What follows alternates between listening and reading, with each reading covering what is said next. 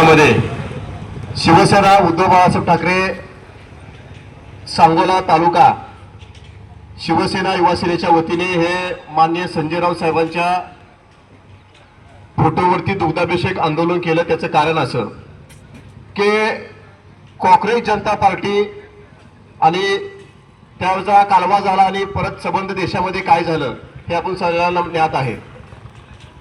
धर्मेंद्र पदांचा राजीनामा द्यावा लागला आणि या भाजपची नाचक्की झाली आणि एवढी नाचक्की झाली की त्यांच्या जिव्हारी लागलं गेलं आणि हा त्याचा किंतु परंतु असा टेंबा वनवा पेटत गेला की या सोलापूर जिल्ह्याचा कर्दमगाव पालकमंत्री आजपर्यंतच्या इतिहासात अनेक पालकमंत्री लाभले पण एवढा बेकार शब्द सुद्धा बेकार असला बेकार पालकमंत्री कधीच लाभला नव्हता। कारण हुकुमशाहीचे राज्य या पालकमंत्र्यांना संबंध जिल्ह्यामध्ये राबवलं। आपण गेल्या नगरपालिका जिल्हा परिषद पंचायत समिती अनेक आल्यापासून ते या क्षणापर्यंत आपण बघत आलेलो आहोत। त्याचाच एक भाग म्हणून त्याने स्टेटमेंट असं केलं की अप्पा जवळदादांनी सांगितलं की पत्रकारांनी प्रश्न विचारला आणि त्याला उत्तर देताना त्यांनी सांगितलं की उद्धव ठाकरेंच्या सेनेचं संपत आलेलं आहे नेतृत्व आणि ते अभिजित लिपकेंच्या नेतृत्वामध्ये इथून पुढे निवडणुका लढतील। अरे बाबा, जिल्ह्याचा पालकमंत्री संबंध महाराष्ट्र चालवणाऱ्या आणि ठाकरेंचा आजपर्यंत कुणीच नाद केला नाही तो ठाकरेवरती बोलायला लागला म्हणजे आपली उंची किती तो बोलतोय किती। एक तर ते सुपारी मावा खाल्ल्याने काय बोलतोय तू कळत नाही आम्हाला। त्यात नाही तुला कसं जिल्ह्याला स्वीकारलाय आणि तो उद्धव ठाकरेंची आणि शिवसेनेची मापं काढायला लागल्यानंतर कुणाला किती टाक्याचं ऑपरेशन करायचं, कुणाला किती मिलीचं किती बुलीचं इंजेक्शन द्यायचं, त्याचा टाका कसा घ्यायचा हे माननीय संजय राऊत साहेबांना चांगलं माहित आहे। कारण ते शिवसेना प्रमुख सन्माननीय बाळासाहेब ठाकरे यांच्या तालमीत तयार झालेलं नेतृत्व आहे। त्याला त्याच भाषेमध्ये त्याला जिभेला टाकं घेतलं आणि त्याचा वनवा काल सांगोल्याच्या वास्तू चौकामध्ये पेटला गेला।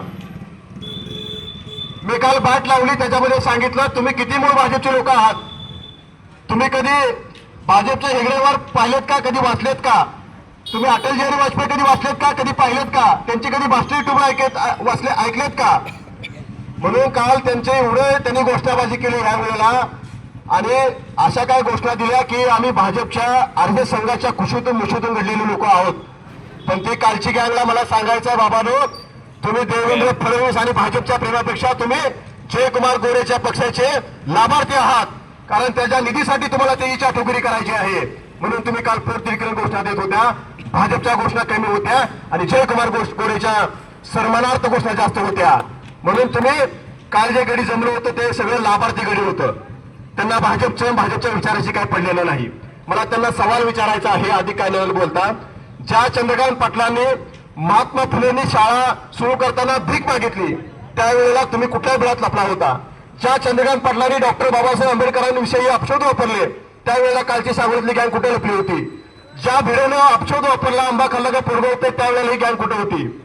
अरे राम मंदिरची एवढी तफावत आहे, एवढा मोठा निधी हल्ला जातोय, आज सिद्धिविनायक ट्रस्ट पर्यंत निधी हाणायची पाळी आली तुम्हाला। अरे ह्याच्यावरती तुम्ही काल कुठे लपला होता।